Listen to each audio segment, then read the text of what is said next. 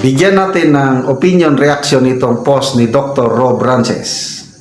Sabi niya, ito, isinare niya ang post ng Malacanang Palasyo. Sabi dito, pro-transparency BBM.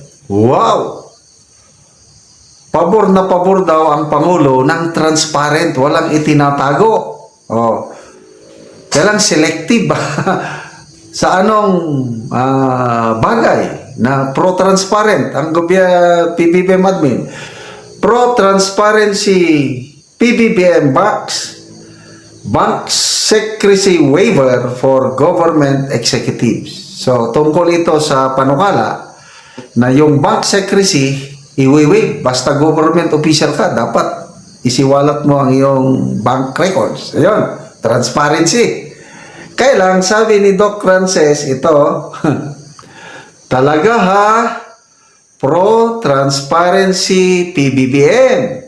Ngayon, ka magpakita ng pro-transparency sa Los Angeles Coke Incident. Ano yung Coke Incident? Yung pagkamatay ni late Paulo Tantoco.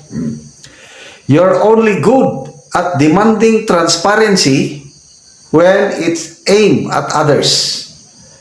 If you're serious about transparency, submit yourself to a hair testing ba? Hair follicle. Transparent ba talaga? Dito tayo sa issue. Sabi ng bagong PCO secretary, private matter daw ito. Ano ba naman klaseng PCO secretary ito na bagong salta pa lang? Private matter ba yan na ginastusan ng taong bayan ang biyahe nila doon? Kasama siya sa entourage ng First Lady. Kung siya lang ang nagpunta doon with wife siguro, silang dalawa lang at may nangyari, yeah, private matter. Kailang government sponsored activity, yung Manila International Film Festival, ginastusan natin. Kasama siya doon. First Lady ang kasama. May nangyari. Tapos private matter. Tapos sabi nyo, pro-transparency ang gobyerno ni PBBM. Joke. Ito. May post si Attorney Trixie Angeles. Tungkol dyan ba? Yung private matter na transparent ko, no? Sabi ni Attorney Angeles, ang bilis naman matesting ng bagong secretary. Nahagis agad sa kumukulong kontrobersiya. No comment. Private matter. Bagsak. Pero may rumor. I-take note ko, rumor. Marites. Hindi ito pa. Kailan? Dahil na-post. Basahin ko lang. May rumor na umiikot sa mga sirkulo ng communications, comms.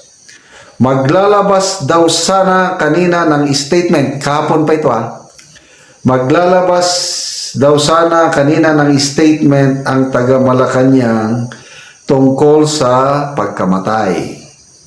Pinigilan ni Secretary. No comment. Kung totoo, krisis na sila.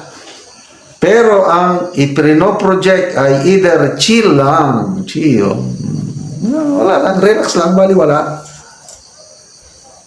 o kiber. Hindi ko maintindihan. Ano bang kiber? Chill lang. O di kaya bumibili lang sila ng oras dahil let's face it, they're disastrously deep down.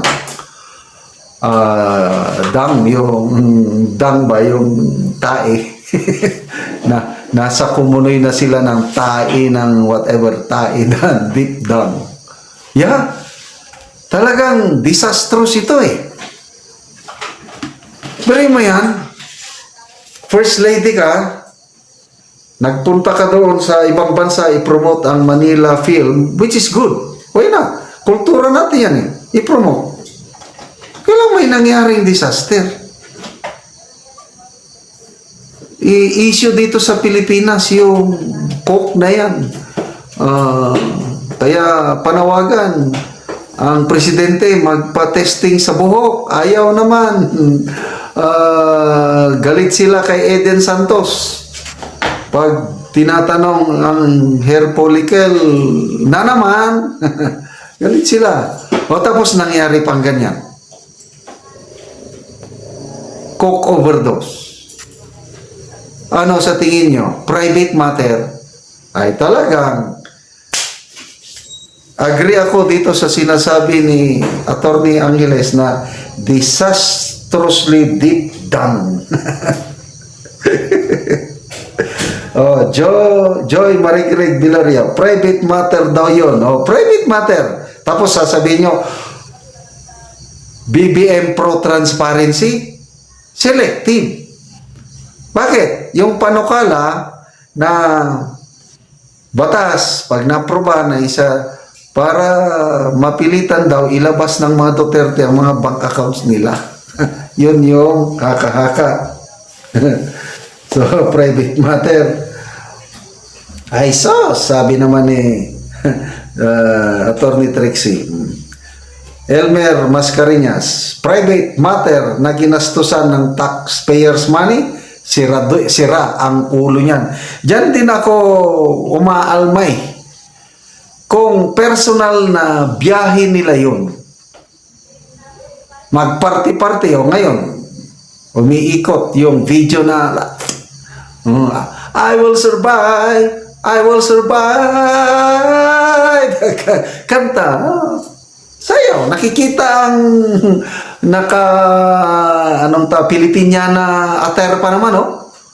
Galing ng sayaw, I will survive. Yes, nag-survive sila. Ang isa kawawa, accidental na overdose. Oh, transparent ba kayo? Kailan po kayo magsasalita? Kami, siguro, wala kaming magawa. Kailan, si super ate ng Pangulo, nagsalita na. Pag hindi kayo magsalita, ang susunod dyan, Senate hearing na. Lalo kayong mabubuking. Salamat po, Manang Aimee, Senator Aimee. I-push nyo sila dahil kayo lang po ang may powers. Super ate ng Pangulo eh. Huwag niyong galitin si Manang Aimee. Magsalita na kayo. Huwag na kayong tuparin niyo yung sinasabi niyong pro-transparency ang BBM administration at maniwala kami.